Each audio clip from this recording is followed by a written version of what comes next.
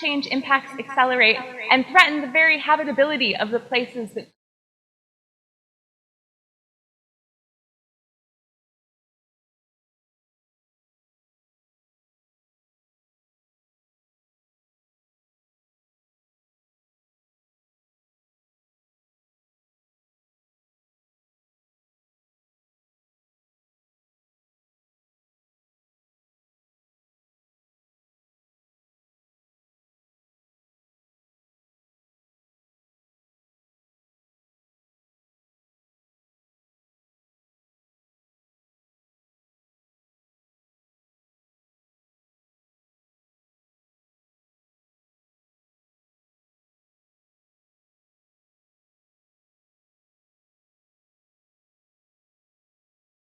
we're defining planned relocation as the planned permanent movement of a group of people from an identifiable origin site to an identifiable destination site in the context of one or more natural hazards. Now, this definition includes compound risks. There may be a flood combined with sea level rise and erosion, and there's also social, economic, political contexts that lead and make relocation be necessary. We all know that terminology in this space is tremendously diverse. It's often an intention term, like planned, strategic, or managed, and then a movement term, retreat, relocation, resettlement. Here, we're using planned relocation rather than managed retreat because this is the terminology that's often used by international organizations and by governments in the global south. This term is conceptually distinct from other climate mobilities. Yesterday during the plenary, it was referenced Jola Aljabade's work about how managed retreat is not climate migration. There are a number of key unique differences. Number one, planned relocation takes place at the community scale. Two, there is a shared destination site. Three, it's a last resort, but it requires anticipatory planning and a complex coordination. So four, there's perhaps a very clear role for institutions, and yet there is no clear mandate. Back in 2010, at the Conference of Parties to the UN Framework Convention on Climate Change, the UNFCCC, governments agreed to the Cancun Adaptation Framework, which had paragraph 14F. This is a lot of jargon, but this paragraph essentially invited parties to undertake measures to enhance coordination, understanding, and cooperation in the context of three forms of human mobility. First, displacement, which is predominantly forced movements. Second, migration, predominantly voluntary movements.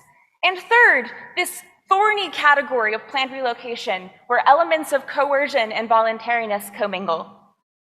There is an organization with a very clear mandate for displacement, both internal and across borders, the United Nations Refugee Agency. There are also a range of other organizations that clearly have mandates to work in the displacement space. When we think about migration, IOM, but also the International Labour Organization, ILO, have mandates that are applicable to this domain. When it comes to this third category of planned relocation, there is a void in the international landscape. And yet institutions have been directed to consider planned relocation in 2010 and again at COP27 in the context of the Transitional Committee on Loss and Damage. This is a very helpful figure from Sanjula Weerasinghe and Beth Ferris back in 2020 that summarizes a lot of the key developments in the international policy landscape around this issue. And we see that it's not only in the climate change negotiations, but also in other domains, like the Sendai Framework for Disaster Risk Reduction and the Nansen Initiative Protection Agenda, which Sarah will talk more about later. Both of these instruments also recognize the importance of government or international organizations and other entities on planned relocation. The Global Compact on Safe, Orderly, and Regular Migration also explicitly references planned relocation. I also want to highlight two other developments on this table. First, in 2015, when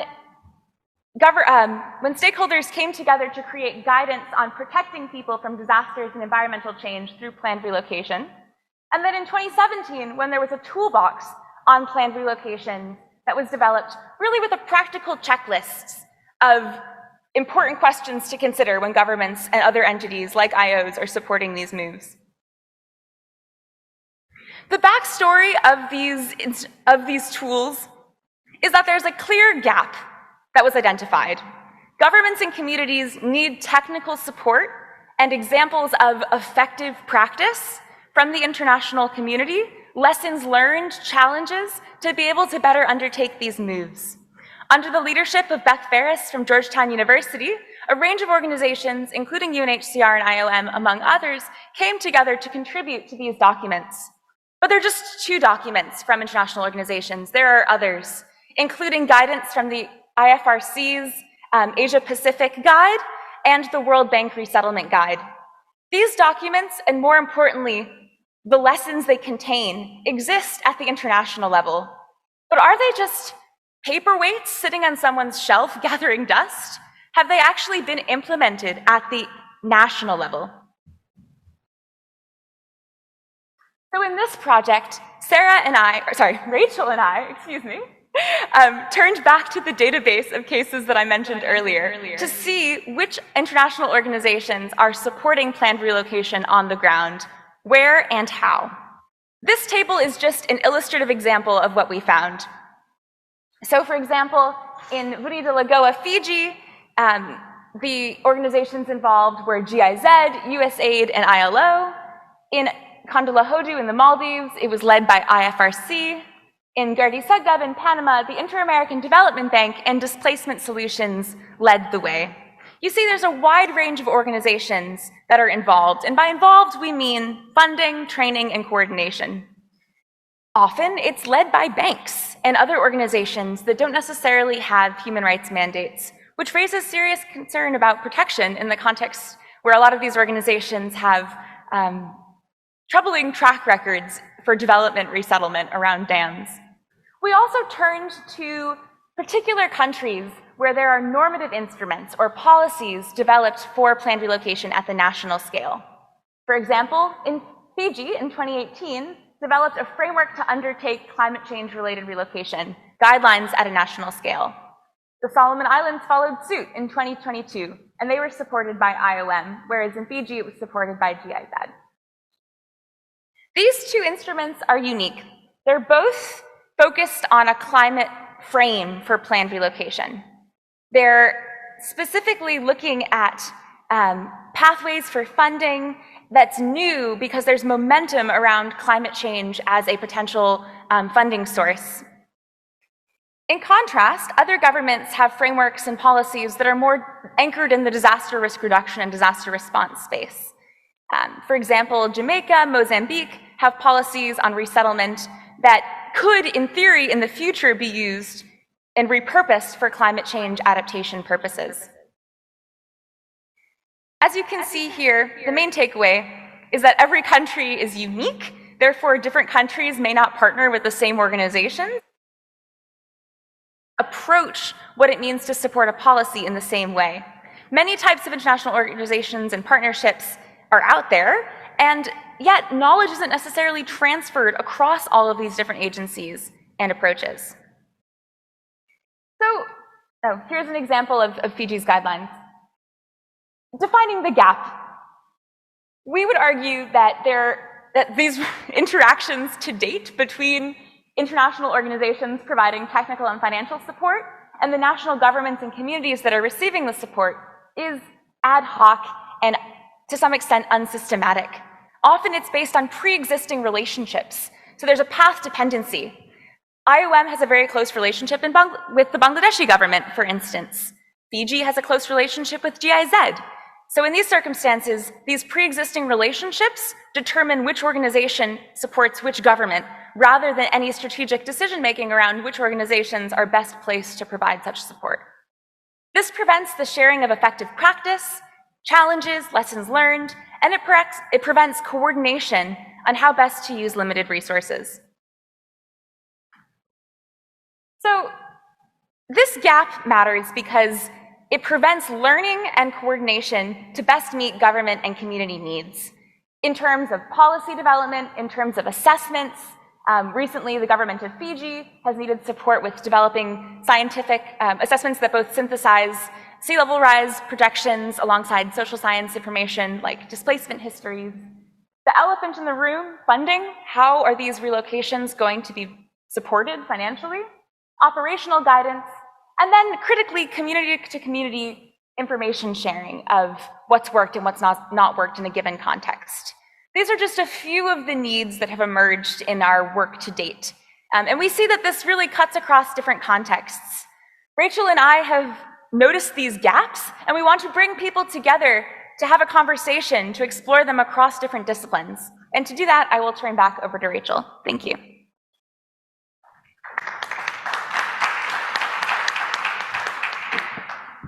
Hello, can you guys hear me? Yeah? Thanks very much, Erica, for setting the stage for our discussion. So now we're going to turn over to our one.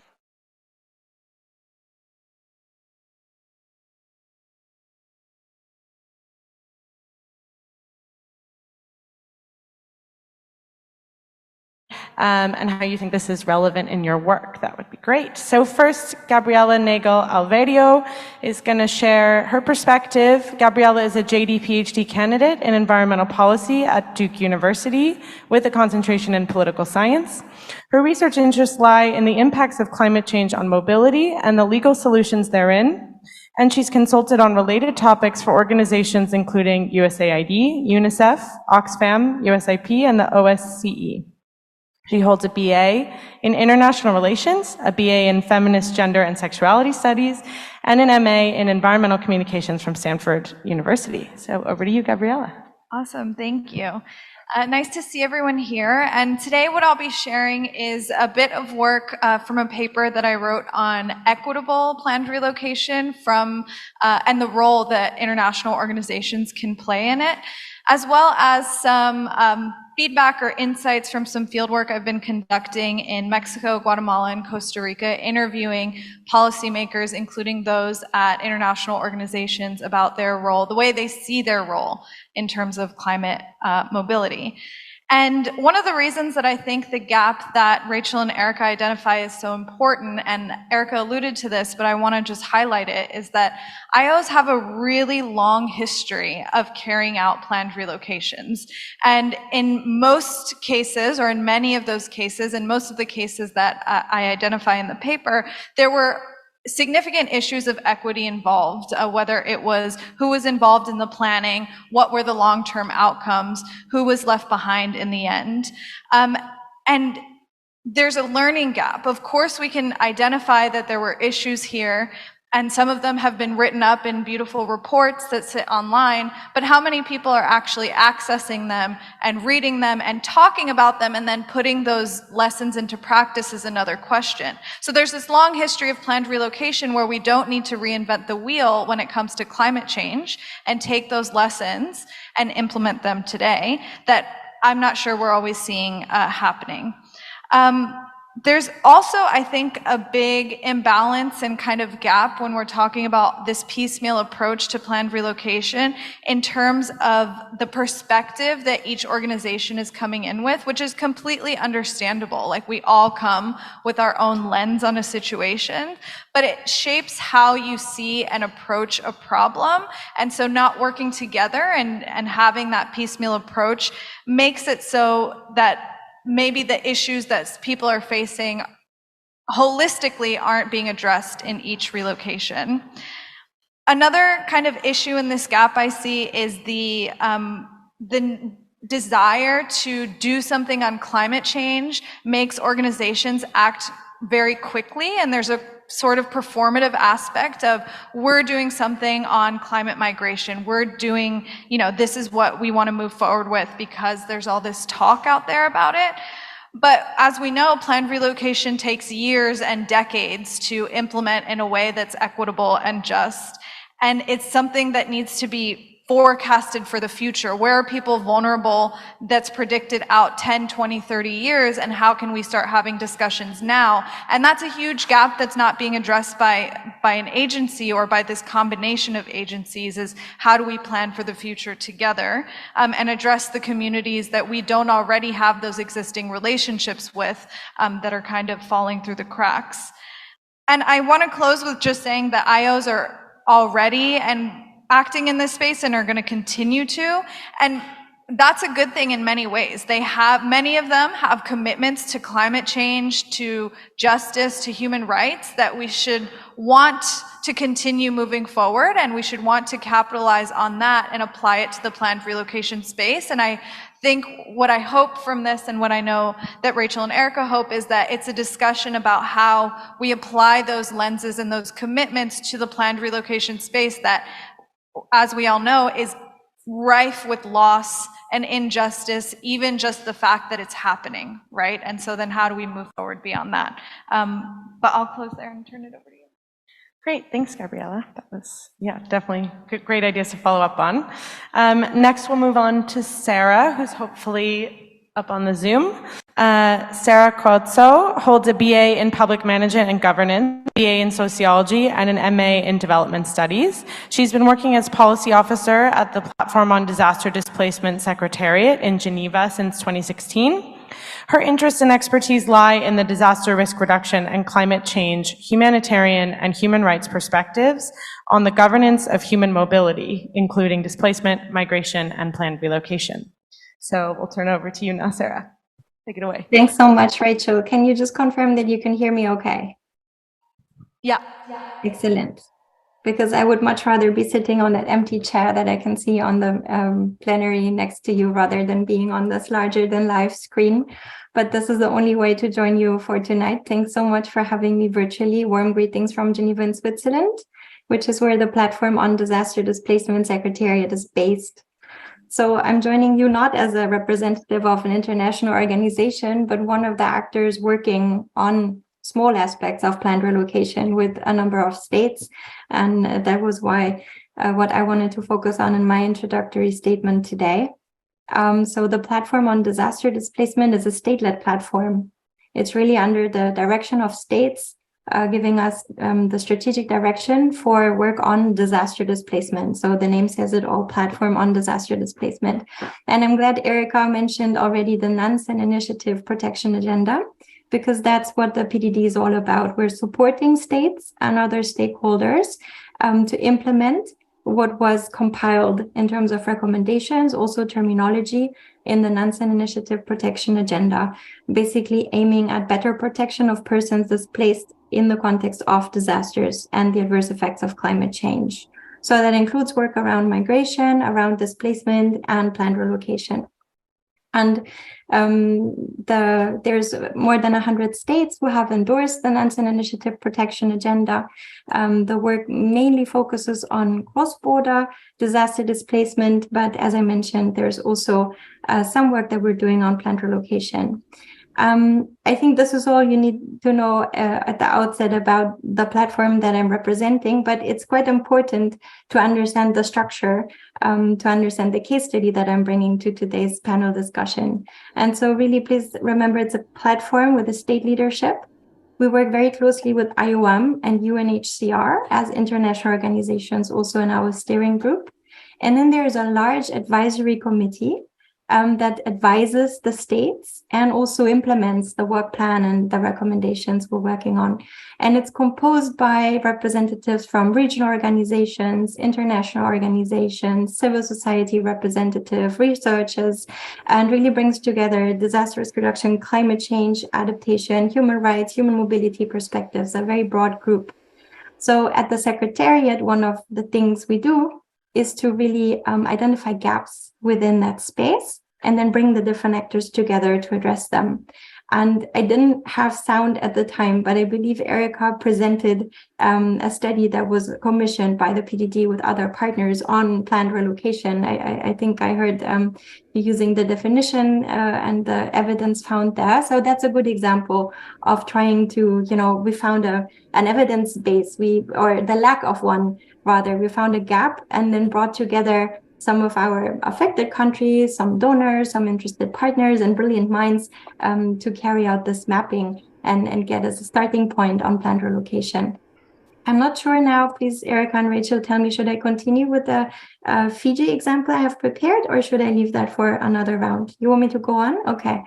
So please continue with me on the big screen. So let me share with you that example that I wanted to bring to today's discussion for your reactions as well. So Fiji is one of the governments that are part of our steering group. And Fiji was the chair of the PDD in the last 2 years, basically. And we're working with Fiji on planned relocation. I don't want to say randomly, but clearly not so strategically chosen, because there is a project we're implementing. It's called the project to avert, minimize, and address displacement. And it's really anchored in the loss and damage and climate change debate that's happening globally. Norway is funding the project. We have other pilot countries, but we really asked each country, what are your priorities? What is your support need?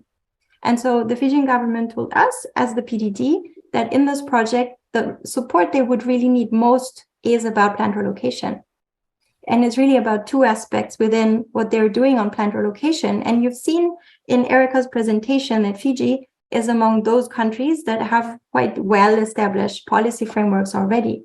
So Fiji has a policy, has standard operating procedures, has a trust fund, and now really requires support. Well, first of all, with a very technical assessment bit. So they asked us, can you help us develop a risk assessment framework that captures communities' vulnerabilities and risk, that they can both take informed decisions on when it's really time to leave, although they don't want to leave, but when do they have to relocate?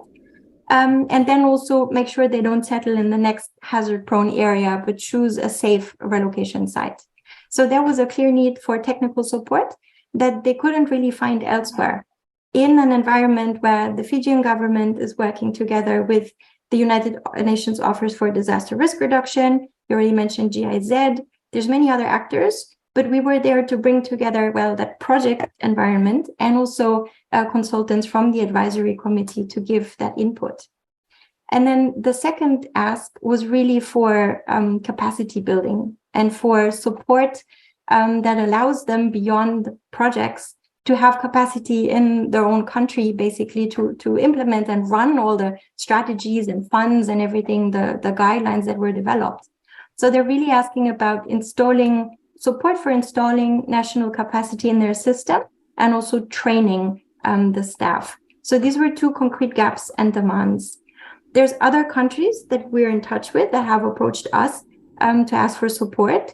We're not at that level yet where there is a policy framework in place that requires implementation support, but that are more at the stage of looking at existing policies that they have, bringing them together with a planned relocation focus, formulating guidelines, etc. So what I can confirm, what I think I heard from your introductory presentation, is that there really isn't any coordination happening. We work here in Geneva every day and also in the regions with IOM, with GIZ, with UNHCR, with IFRC, with the different actors that you mentioned. And we do see that it's quite piecemeal, that it has, I'm sure we can discuss later, why certain institutions are turned to in certain contexts. And maybe PDD is a bit in that gap between the orange and the blue box. There was a gap for a specific support to a specific government at a specific moment in time. And I'm happy to share more experiences and lessons learned. I hope that was an okay input for now and will disappear from the giant screen, but I'm right here. Very excited. Thank you. Great. Thanks very much, Sarah.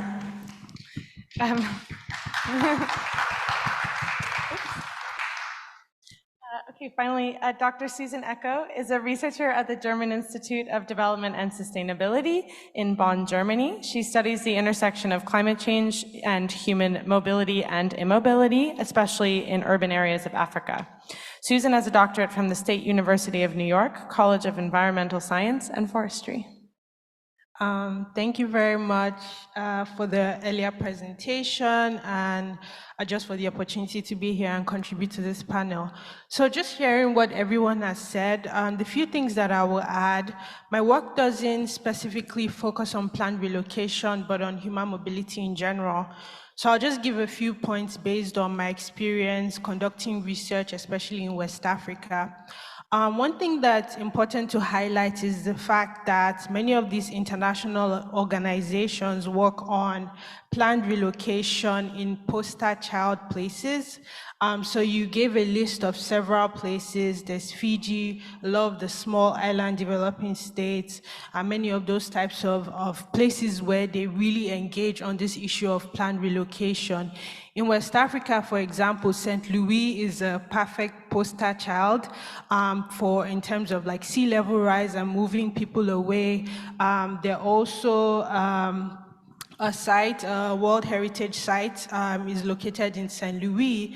So in that case, international organizations really like center their projects on these areas that are like very obvious, but locations that are not as obvious. In the same Senegal, there's also Dakar, the capital, which experiences these patterns of mobility, but it's not really prioritized in these areas because it doesn't really fit the global idea on what a place for planned relocation should exactly look like.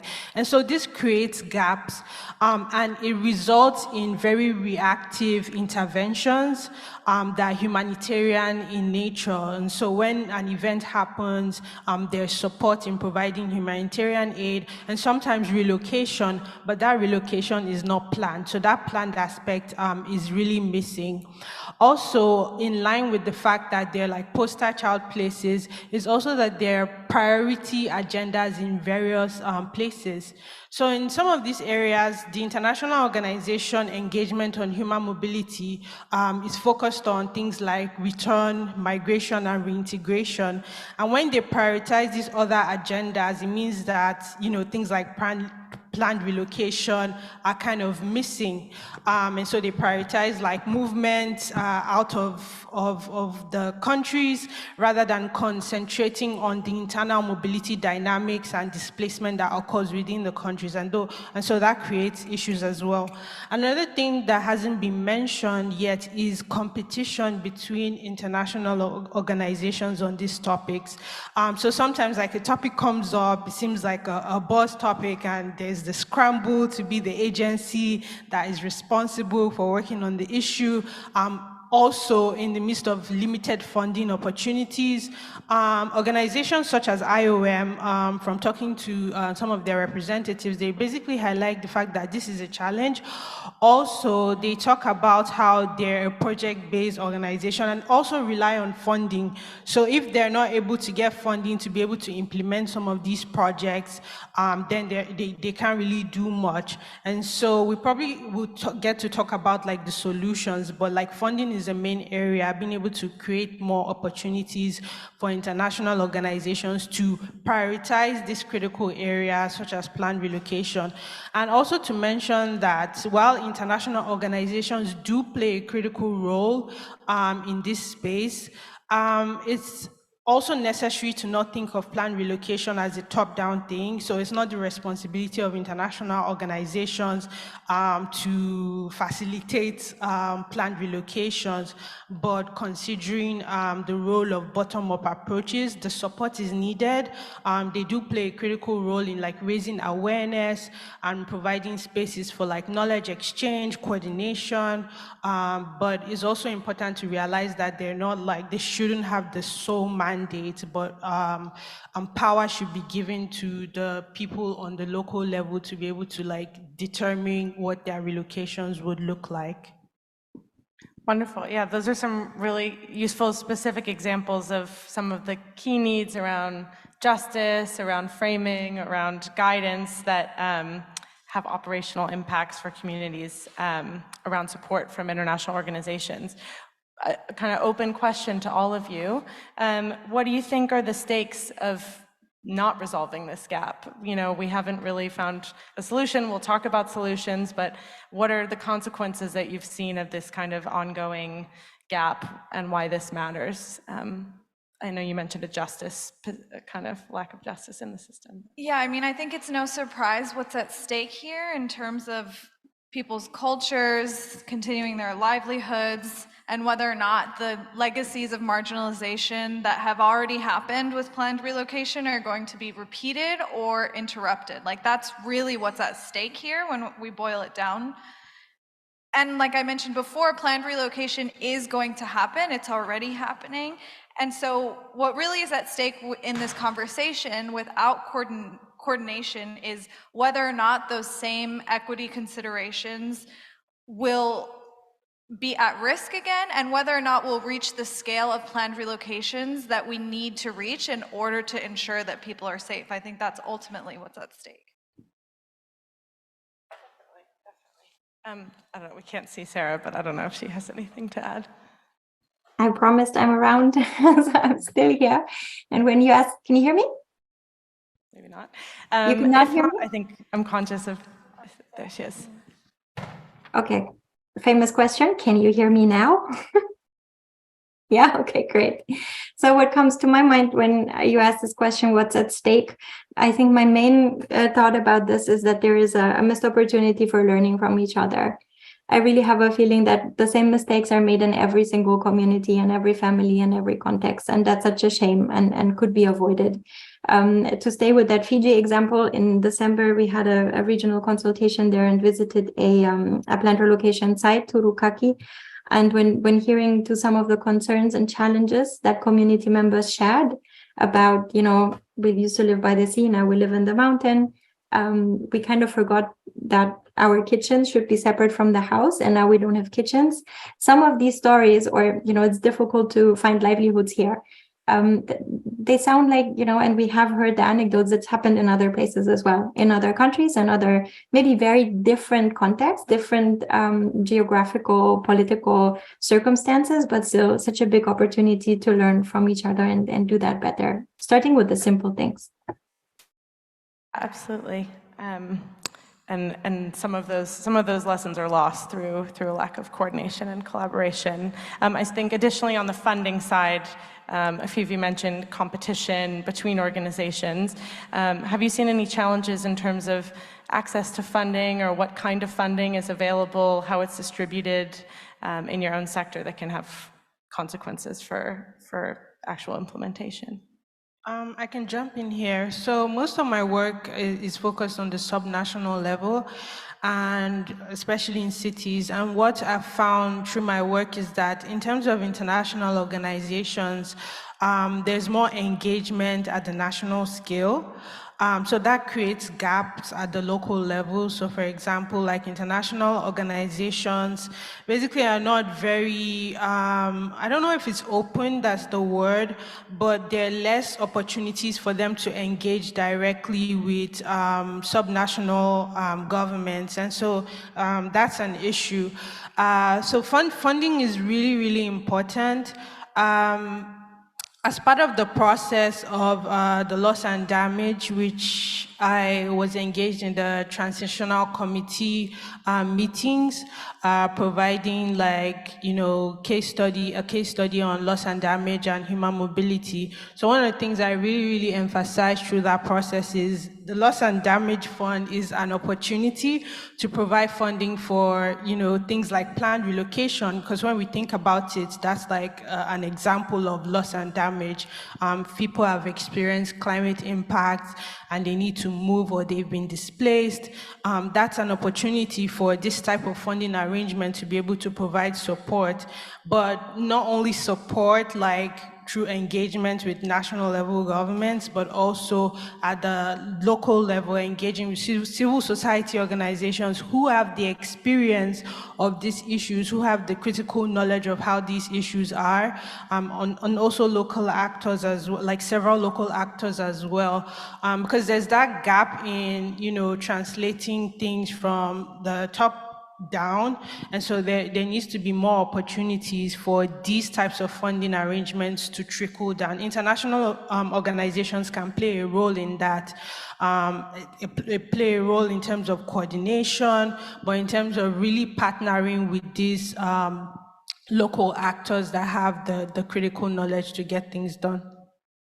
Absolutely, definitely. And I think definitely something I've observed in my own work is that when it comes to engaging with international organizations around planned relocation and accessing funding, it can be really decisive in terms of how the policy is framed. So with this emerging discussion around loss and damage, there's a lot of enthusiasm around this loss and damage approach, but other people are still speaking the language of adaptation, of disaster risk reduction. So there's kind of this ad hoc network of different funding instruments emerging, but through different pathways, and they're not speaking to each other, and different people have different understandings of which sort of category planned relocation fits into. So funding is a huge part of that, and this gap that we really want to get into. So with that being said, we're going to move on to solutions so that we have some time to discuss these ideas with all of you, because I think we've talked quite a bit about the problems. So Erica and I just kind of came up with some ideas. We view this as kind of a call to action, some proposals of where we see possibilities and ways forward. And Erica's going to share some of those, and we'll discuss them, and then it would be great to get your perspectives as well.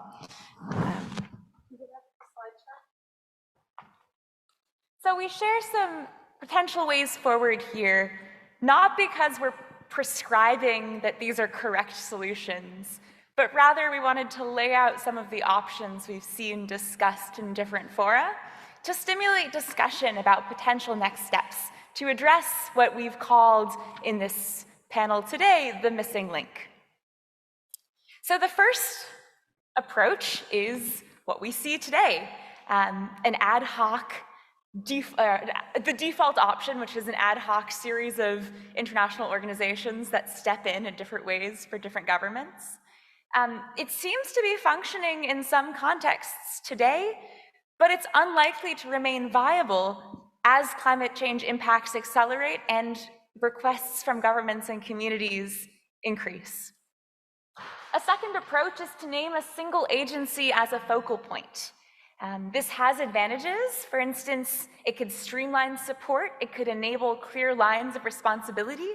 However, it may be unrealistic given the diverse sets of stakeholders that are already involved in planned relocation and the complexity of these processes requiring support on policies, assessments, funding, to name a few. There's also a risk that certain agencies may not have comprehensive ability to support, including on human rights dimensions.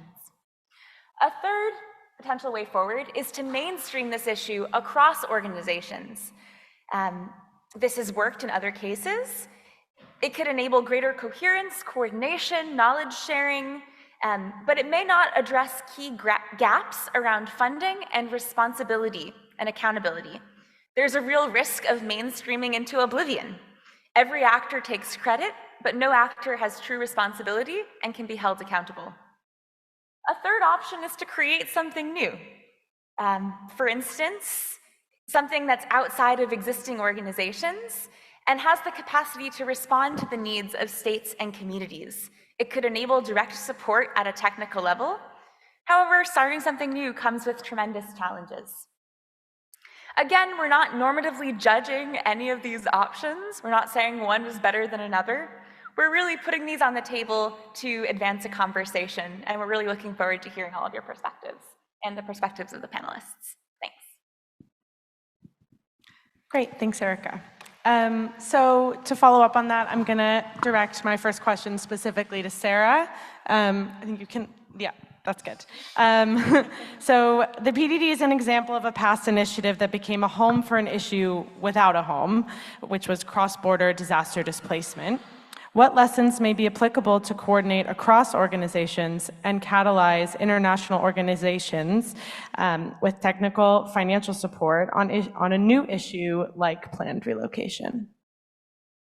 Okay, big question. And I just had a déjà vu actually when you presented, where could a home be, what could be different approaches, because that's exactly how at the platform on disaster displacement, we've gone about, thinking about how to really form the PDD and what to deliver in a context that's perhaps very similar to the planned relocation one. There's a gap. There is not a real institution that holds or that's the go-to point on cross-border disaster displacement and protection of persons who are not refugees, but fleeing climate impacts and lack international protection. So I think we have to analyze together with everyone in the room where the similarities are important and where they end. But when you presented these 4 different solutions, I think my first gut reaction is that, at least from our experience, we've seen that the mainstreaming option is very difficult. At least on the cross-border disaster displacement, that didn't really work. That kind of, hoping it's picked up by everyone, there's a joint understanding, it's being touched by different actors with their respective perspectives, that I would say my opinion would be that there needs some facilitation, agenda setting, follow-on control for that. So suggesting that some of the other models might be more useful. Maybe I can share what I consider the key maybe elements for success, or not, but how to start treating such an issue that isn't housed institutionally, as you said it. And learning from that PDD model, that's why I took some time before to explain a little bit how our platform is set up. I think what really works well is that leadership by states. And maybe we can discuss if you believe, I think Susan made a point about planned relocation not being a top-down thing, and that there isn't any responsibility to implement something globally and then roll it out in the different national contexts. I think that's correct. But maybe if we want to push certain agenda items internationally, such as loss and damage, what you mentioned, these discussions, maybe it's still useful to have a couple of engaged champions, among them states, to also pull in the key institutional actors, IOM, all the ones basically from your mapping that you listed that are working on this. And then also link very strongly with civil society and communities to make sure that we're not just consulting once invented something, but really, do the proper procedure from the start. So that could be either, as you said, number 4, create something new, or integrate it into number 2, or even a better coordinated ad hoc approach where these different actors and pieces of the puzzle come together. That hasn't really fixed your question on funding as being the big elephant and the issue to solve, but maybe the other panelists or someone in the room has an idea for that. Thank you. Thanks, Sarah. We've identified a lot of needs and ways that international organizations can support just and equitable relocation, but we heard a bit from Sarah about her perspective. Susan and Gabriella, what do you think is the way forward? Maybe from the list of ideas we presented or some other approach. It'd be great to get your perspective. So I completely agree with Sarah. I think if I had a wish list of something I think is potentially feasible, is that we would mainstream across our assessment formats. Like, can we get all the same data across planned relocations in an ideal world over the long term, so we can see what the outcomes are for people in the long term and compare them, and of course sharing that data across. That's what I would choose to mainstream if I had to. But I think we've kind of talked about some of this already. I think the lessons that need to be shared are these kind of methods of creating multiple options. Right now, we're pretty inflexible with how we do planned relocation. And those multiple options, of course, should be guided by the people who are affected by them, but the logistics of how to carry them out, the partnerships, even the contacts of how we get these things done can be things that are shared and, if not mainstreamed overall, at least in a bank for people. And also this notion of timelines working backwards, like how far backwards worked in one setting versus another. Is there some sort of average that we can set as a goal when we're creating these kind of overarching frameworks and toolboxes? And lastly, things that we can learn from one another and from organizations beyond the migration space is incorporating the sustainability and resiliency piece into our planned relocations. Thanks. I feel like a lot has already been said.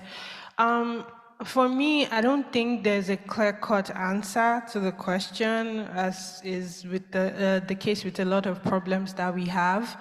But I would say that the main issue that I see right now is lack of coordination There's so many international organizations doing different things at different times, picking and choosing where to focus an issue or not focus an issue.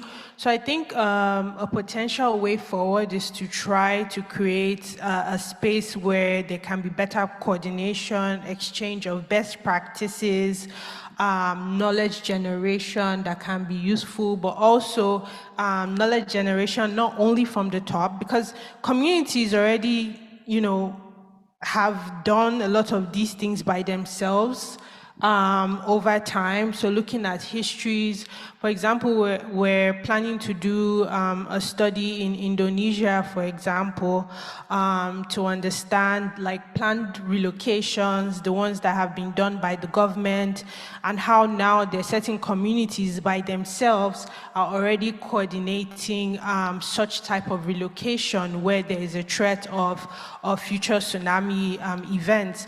And so there are a lot of these pockets of things already being done on the ground, and I think there should be a space for where this knowledge can be shared across these different actors that are working on these issues. I'm not really in favor of necessarily like creating a new whole agency, because that comes with its own like issues. You have to think about who's going to fund it, where funding is going to come from, the logistics of all of that. But I think the easy way out is just to better coordinate across what's already being done.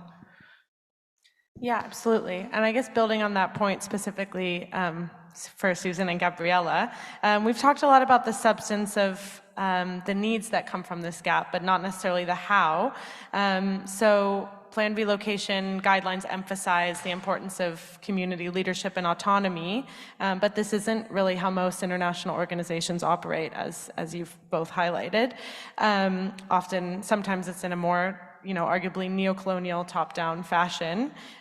What do you think are new models for ways, if we do approach this from kind of an international coordination perspective, what do you think are new models for ways that international organizations can support planned relocation through a decolonial lens? Big question.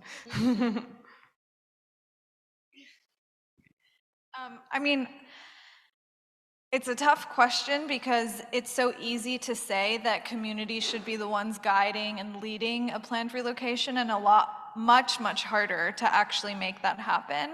I think one way is that IOs, and they already do this in many other contexts, but can serve as moderators between the relationship of government and people, because often it's governments also recreating that colonial relationship and marginalizing people, and potentially that's a role that IOs can play that takes them out of the partnership with government and more in partnership with the people.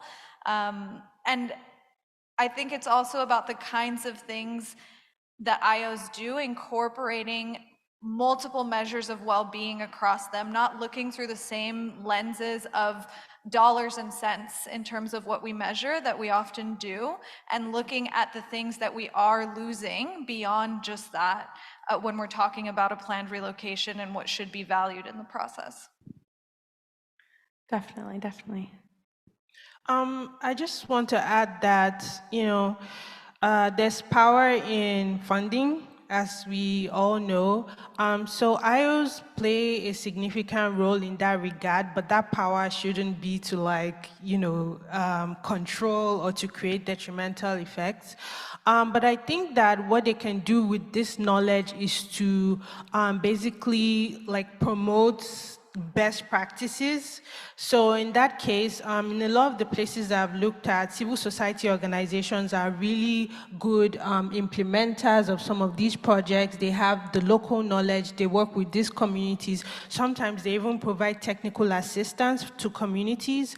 And in terms of engagement, perhaps maybe when bilateral agreements are being agreed upon or several other programs or projects are being agreed upon at the top, they can be able to encourage national governments to bring these other parties to the table. So they have a role in terms of basically ensuring that, we have a more ground-up approach through their power in terms of resources and other forms of power that they have. And so I think that's a way to be able for them to play in this regard. Yeah, absolutely. And I think one specific challenge around funding is that when you have these individual relationships, different funders have different types of criteria, and maybe unintentionally as a result of that process, that can define how the project is implemented, maybe from an external point of view, what the checkpoints are for a relocation, because these funders have these different criteria. So even from the technical side, whether it's about dispensing the funding, having a more unified way that we're thinking about at what point funding should be delivered, in what way, what the terms should be of that funding. There needs to be some kind of coordination around that, not just about who's giving the funding and when. Definitely. Just one more question to Sarah, and then I'll give Erica a chance, and we'll open it up. You mentioned, obviously, the PDD is a state-led platform, and there's a lot of value in having states shape the agenda and be involved in that at the international level in terms of how the PDD operates. How do you navigate some of the differences between how states view some of these issues? Has that come up in your work, and how governments are thinking differently about climate mobility? Maybe it comes up in different sub-fora, because again, how do you deal with a complex topic? You break it down into silos and then try to bring the silos back in coordination again. So, I mean, we're following different work streams on climate change. That includes adaptation and loss and damage discussions, as much as disaster risk reduction, and then the whole human mobility, global compact, GFMD, global compact, refugee migration, etc. So I think that each of these different policy areas has different viewpoints of convergence or divergence between the different states that are included, for example, in the PDD steering group.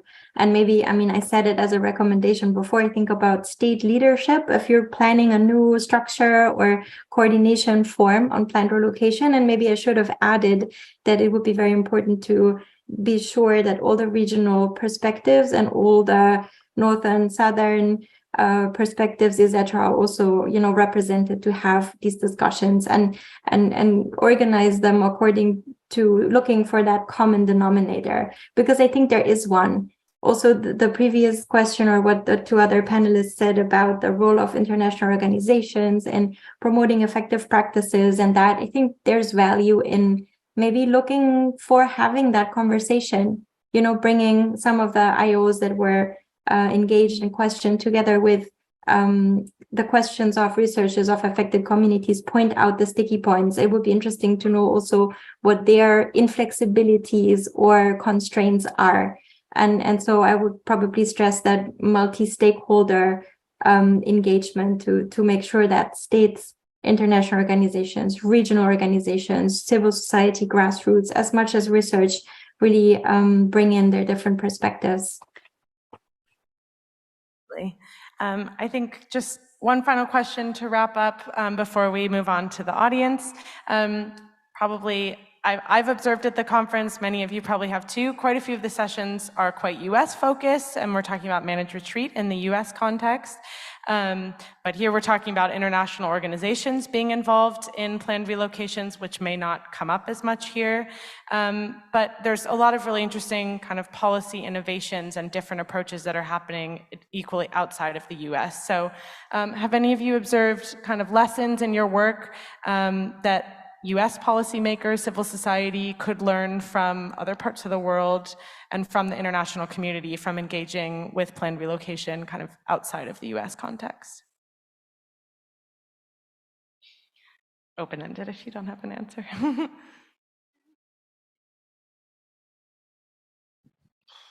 I mean, for me, that's tough because in the places I've worked, like I said, relocation is not necessarily planned, it's more reactive.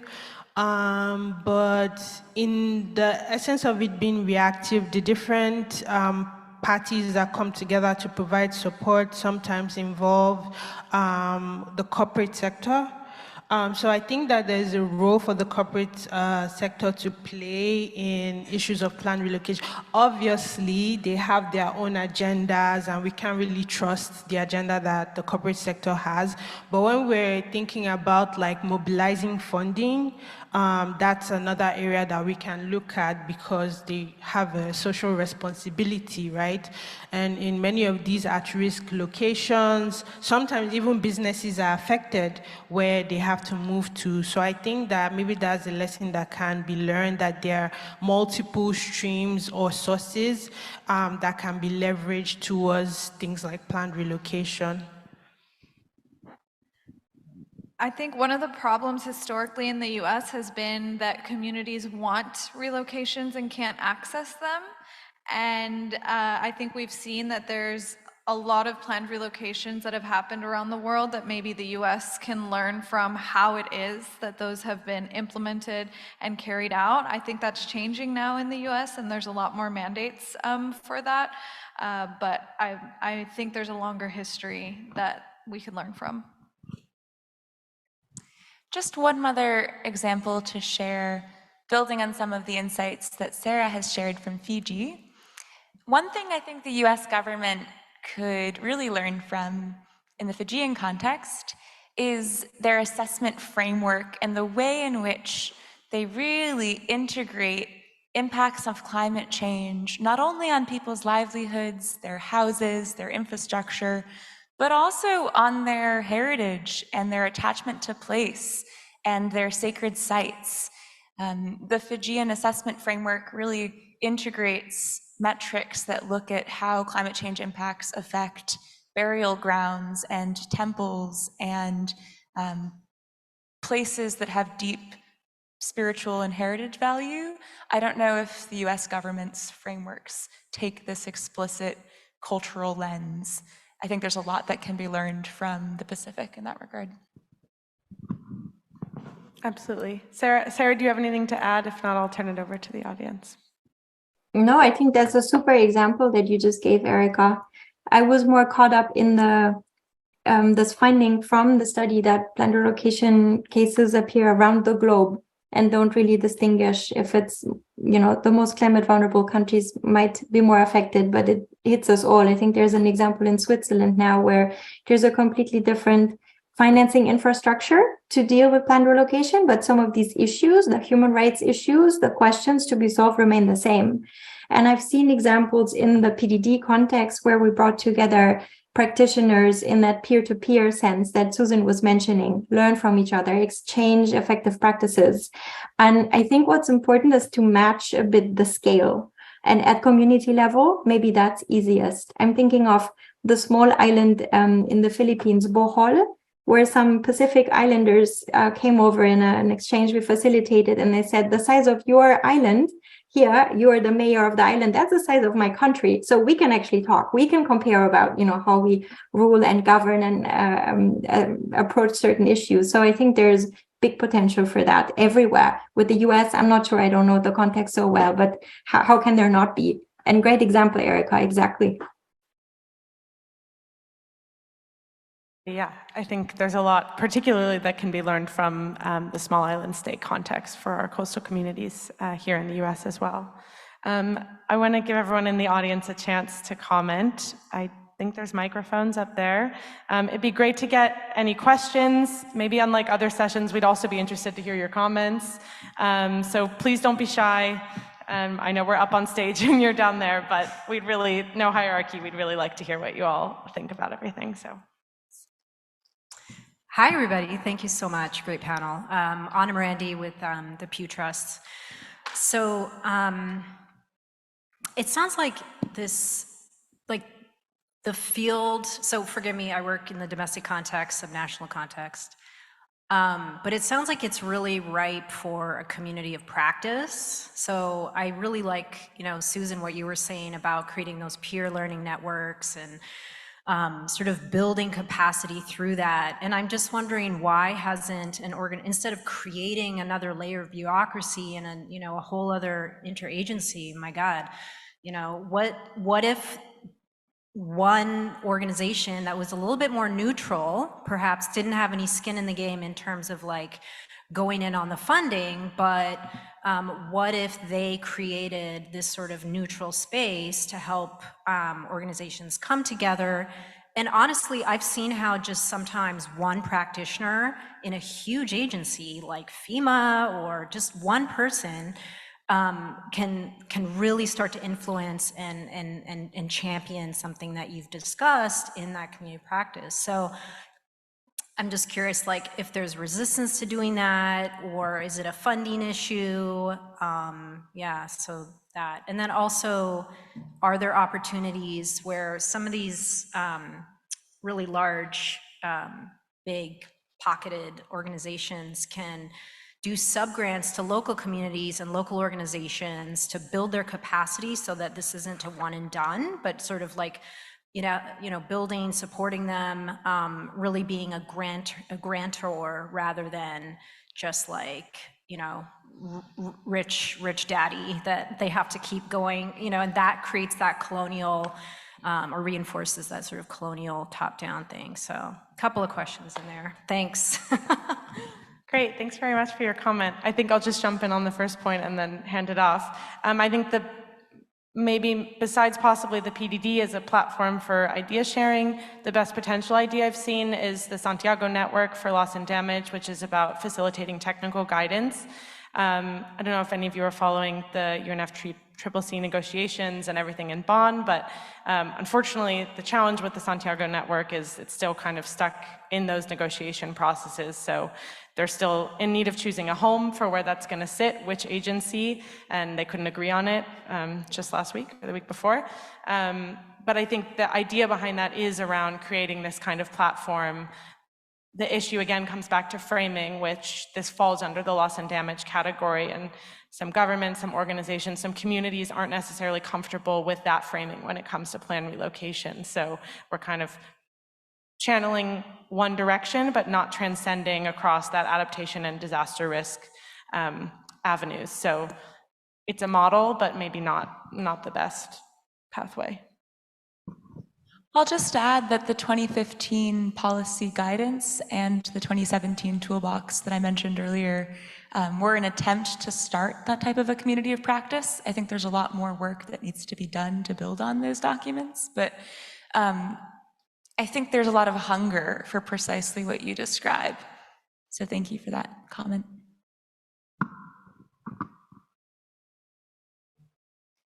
Sarah, anything? Yes, I would love to add to what you said, Rachel, about, I think that's important more than the institution or the actor holding such a network is also the broader policy space where the issue is plugged in. Because we didn't discuss this today, but for some of our partners, constituencies, planned relocation is clearly a disaster risk reduction measure. For others, it's clearly about climate change, and increasingly it's discussed as a form of loss and damage. But then there's many others who say, sorry, this is a human rights issue and only that. So this is why with cross-border disaster displacement also, we're trying to maneuver, as I said, across the different silos and then bring them somehow back together. And that has so many challenges. So I think the question also would need to be, which is the appropriate space? And then I was smiling a little when I heard neutral, because I think in that IO environment that I work in Geneva, there isn't any neutral space. But I hear what you say, the intervention from the floor about sometimes you just need, that's what I meant with a champion, just someone who recognizes an increasing demand, and maybe we need more demand. Maybe it needs to be voiced more strongly.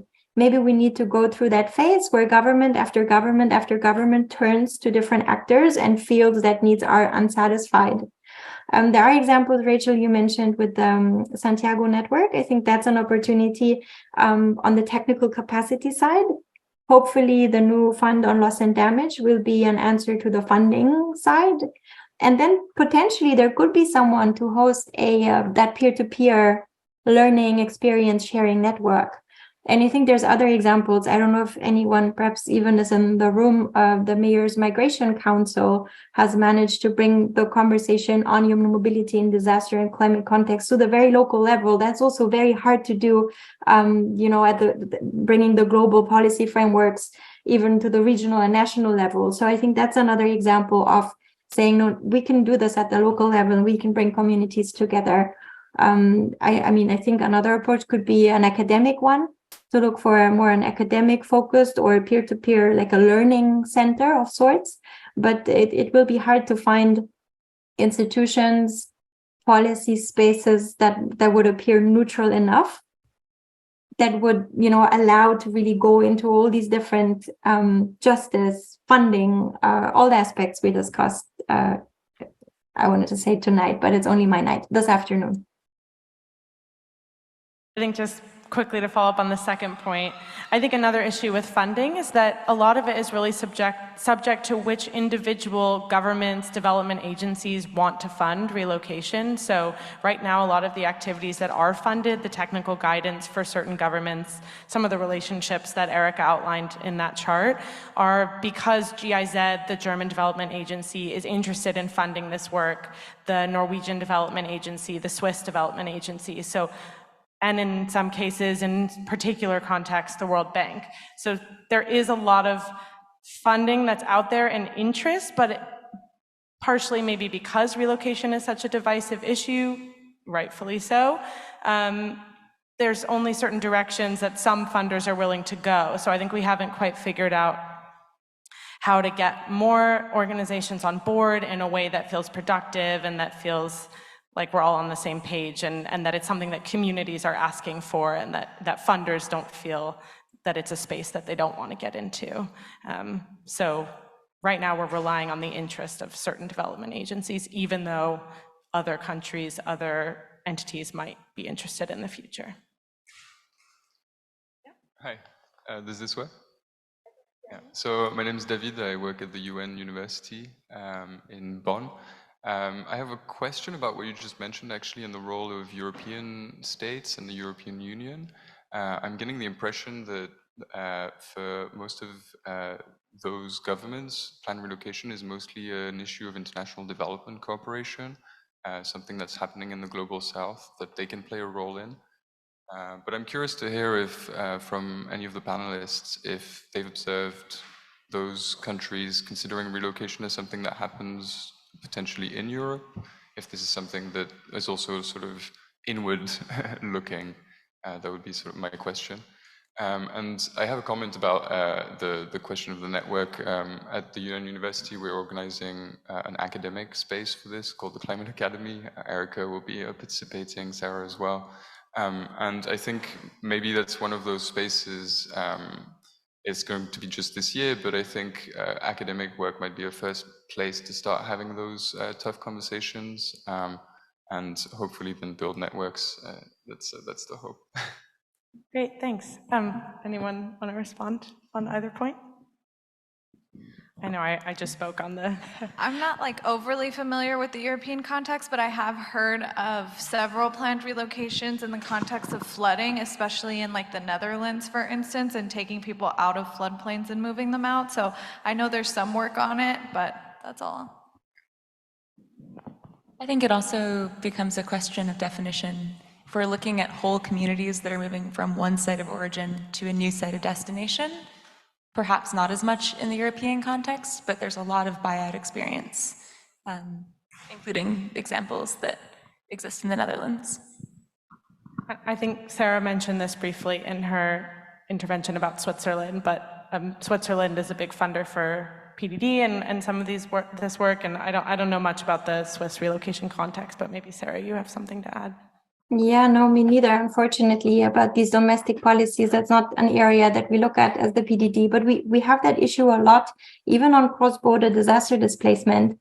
We have states in our steering group, such as Germany or Norway, Switzerland from Europe, France also. And evidently, thanks to the European regulation for free circulation on the continent, not with Norway and Switzerland so much, but there isn't a need really for developing, like countries do in Central America, cross-border cooperation agreements for admission and stay, for example. So again, the example I mentioned before from Switzerland, there is that village of Brienz, and it would be very interesting to study. Maybe David, we can pick that up in that academic get-together on how more resource-rich countries can deal with such challenges, maybe differently than small island developing states, etc. As I said before, I do think there is a potential for learning. But I would overall, support what you say, that some countries, primarily from the global north, who might not feel so strongly affected, because maybe it's important to stress that if there's many people in the room who work primarily on domestic contexts, in particular in the Pacific, in Fiji, it's this phenomenon of, it's really happening. It's a reality. We don't want to move. We don't want to leave for all the reasons that Erica mentioned of spiritual nature. But we just are at that point where we recognize that we need to anticipate. We need to prepare for that. And I don't think, at least from living in Switzerland, I don't feel that that's a topic of daily conversation. Or do we all have to move away from Lake Geneva because of the next tsunami of sorts? So I think it's something about public perception. And then we should look into the availability of policies and funding.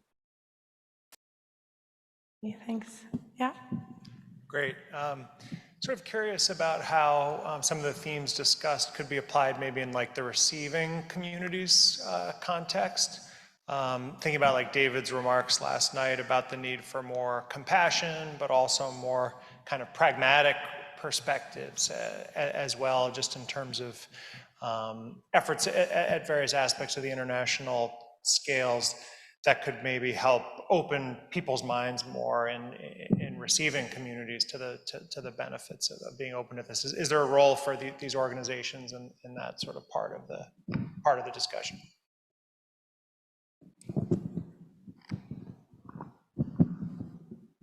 I can share a couple thoughts. I think in the context of host communities, people who are, communities and cities that are receiving a planned relocation in this context, but also people moving for any reason.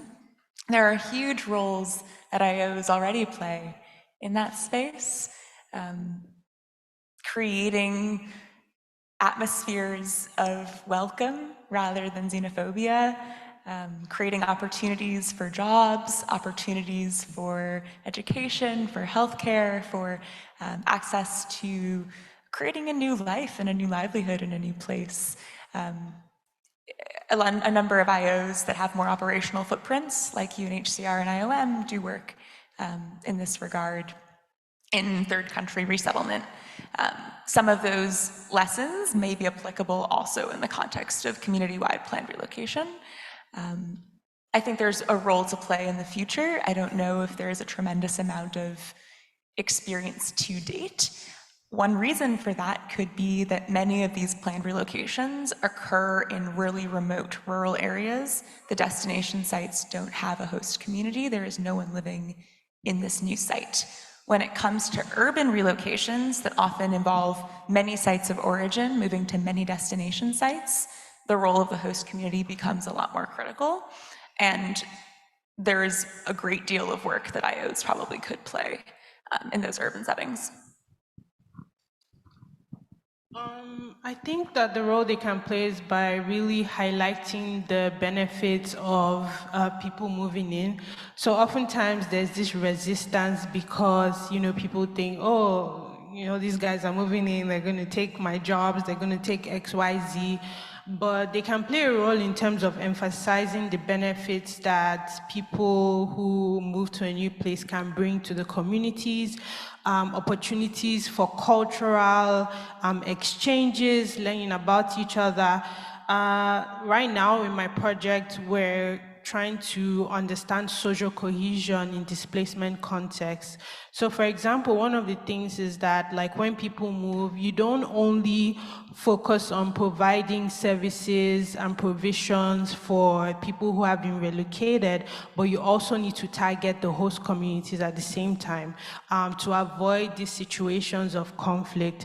And I think to an extent, international organizations are involved in such processes of, relocation and ensuring that, or fostering social cohesion among host communities and relocated communities. So that's like an example I can give. I'll just add briefly, I think if we're thinking about relocation in the framework that Erica and I approach it in this context, which is specifically about internal relocation, not cross-border, I think largely the context and the rationale and the limitations are defined by the country context, by customary practices, significantly by land tenure approaches, which vary greatly between countries. So I think when it comes to host communities and relationships to land and what role they can play in bringing new communities into their space and how they negotiate that. I think the role of international organizations maybe wouldn't be in setting those standards, but possibly in sharing some of those practices and in creating a platform to share why those differences exist and how other governments, how other communities navigated some of these particularly different approaches to land tenure and what lessons can be learned across those really different approaches. One last question or comment? Okay. Yeah. Hi. I had a question. I'm trying to get a grasp of the empirical scope of this problem, because what we're talking about is a new kind of policy space, and the question was whether we need what kind of institutional response. But I mean, I'm just curious. So am I missing something? I was looking at the Leaving Place, Restoring Home report. I think that's the major source, looking at over 350 or 400 cases, almost 400 cases, I think, the PPD. If I'm not mistaken, we're talking about a very, very small number of people. I mean, we're talking about 250, on average, 250 households, ranging up to the maximum of 1,000 households. The reason I'm asking this is because my question is, if we're talking about this kind of scale, and also distance of relocation around 2 kilometers to 50 kilometers, I don't quite see what the role of international organizations are, in this, because we have emergency. I mean, there are emergency services in most countries. Isn't this something that is typically responded to by either local governments in terms of emergency services? And even if there are international responses, are there not, I mean, there are emergency disaster, there's UN disaster relief and so forth. So is that the kind of thing we're talking about? So I'm just trying to understand whether this is, this amounts to the emergence of a new policy space, and whether we need a kind of new institutional structure to deal with this. Yeah. That's a brilliant question. Thank you for naming this. That report, Leaving Place, Restoring Home, is the tip of the iceberg. These are only cases that were identified in English, French, Spanish, Portuguese published literature. There are so many other cases that aren't featured in the way that the methods for that report could aggregate. For example, the government of Fiji alone has hundreds of communities that they've identified as needing support for relocation in the next 100 years. And they have a hot list, a priority list of a couple dozen. I think there are some country contexts where the government will not need support. They already have emergency response frameworks in place, but there are certain governments where the needs do overwhelm national capacity. And I think Fiji is just one instance where that might be the case. I think as sea level rise accelerates, and in places like the Maldives, where the highest point is 0.5 meters above sea level, we'll see this need more and more. So I think it's a question about what are the needs today versus what are the needs in the future, and trying to get ahead of the curve and thinking about what policy responses might be needed. I think also in the US context that may be true, that there are those regional, local frameworks, organizations, government agencies in place. I think as some of the highlights of the evidence that Erica showed, the reality is that international organizations are playing a role in these relocations. So in Fiji, GIZ was providing a lot of technical advice. They were funding some of specific relocation cases. The World Bank has provided the data upon which some of the decisions have been made in terms of which communities fall under which risk category. And that's not just limited to the Pacific, it's all over the world.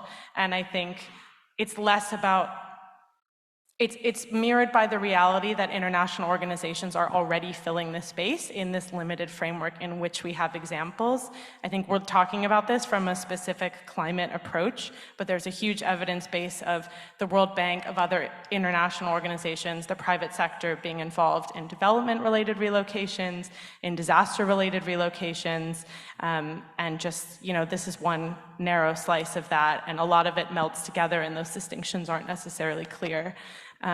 But it's not maybe because governments in the Pacific don't have the knowledge or the capacity, but sometimes it's literally they don't have enough people in government to apply for all the grants. They don't have enough money to implement the actual policy, and that's where these international organizations come in and fill that gap. But it happens in a really ad hoc way, and we need to see what's going on and how that's different in different contexts and what the consequences of that might be for how relocation is implemented in one place and what the limitations are versus how it might happen in another place. So that's kind of the idea behind this. I can also jump in. So planned relocations are really expensive, and we're talking about countries in the global south which already don't have enough resources to get these things done and need this external support. When we also think about it from the point of view of responsibility, so many of these communities are experiencing this climate impacts that they don't necessarily have they haven't necessarily contributed to, and so that brings the question of who really should be responsible. Should the governments who are already burdened also be responsible for adaptation, also be responsible for loss and damages? So these are the conversations that we need to be having, and not necessarily only at the local scale. So we need the intervention of these international organizations, thinking about it from the point of view to what David said earlier about international cooperation. So many of these countries already understand responsibility. So in terms of responding, how do we support national governments so that, again, it's not a reactive response, it's not a humanitarian response, but a planned response. If there are communities, people that cannot live in a place due to exposure to climate vulnerabilities and they need to move, governments shouldn't necessarily be overly responsible to do that without support. Yeah, absolutely. And I think maybe we're not using that approach to this point in the US context, but I think there's a lot of lessons that can be learned, as we've talked about, from these partnerships and as the situation develops, and the way that we talk about relocation as inevitable in the international arena. As if that policy kind of approach develops further, it may be that these questions around relationships with international organizations become relevant all over the world, not just in the cases that Erica found in her wonderful report. So with Sandula. So yeah, I think we're about out of time. Unless anyone has any final thoughts, I think we'll wrap up there. Please keep in touch. We'd love to hear your thoughts, your perspectives. So thanks very much to all of you for coming, and please don't hesitate to follow up if you'd like to continue the conversation.